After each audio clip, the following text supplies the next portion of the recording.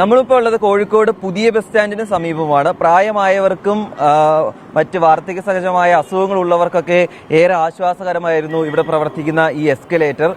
നേരത്തെ പലതവണയും പണിമുടക്കിയിട്ടുള്ള എസ്കലേറ്ററാണ്. പക്ഷേ ഇത്തവണ പണിമുടക്കാൻ കാരണം കോർപ്പറേഷനാണ്. കഴിഞ്ഞ മാസത്തെ KSEB ഫണ്ട് അടയ്ക്കാത്തത്, അതായത് കറണ്ട് ബില്ല് അടയ്ക്കാത്തതാണ് നിലവിൽ എസ്കലേറ്റർ പ്രവർത്തനരഹിതമാകാൻ കാരണം. കഴിഞ്ഞ മാസത്തെ ഫണ്ട്, അതായത് 50,881 രൂപയാണ് കോർപ്പറേഷൻ KSEBക്ക് കറണ്ട് ബില്ല് ഇനത്തിൽ നൽകാത്തത്.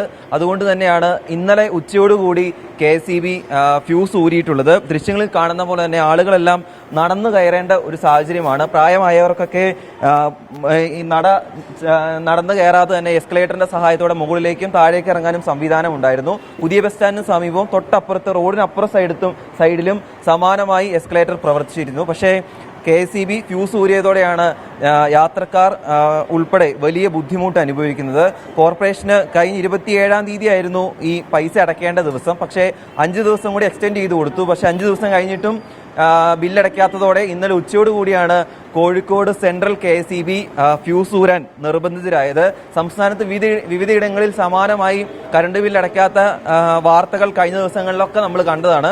അതിനിടയിലാണ് ഇത്തരത്തിൽ വലിയ ബുദ്ധിമുട്ട് ആളുകൾ അനുഭവിക്കുന്നതെന്ന് തന്നെ പറയാം. എന്താണെങ്കിലും കോർപ്പറേഷന്റെ ശ്രദ്ധയിൽ ഈ സംഭവം പെട്ടിട്ടുണ്ട്. ഉടൻ തന്നെ തക്കതായ നടപടി ഉണ്ടാകും എന്ന് തന്നെയാണ് നമ്മൾ പ്രതീക്ഷിക്കുന്നത്.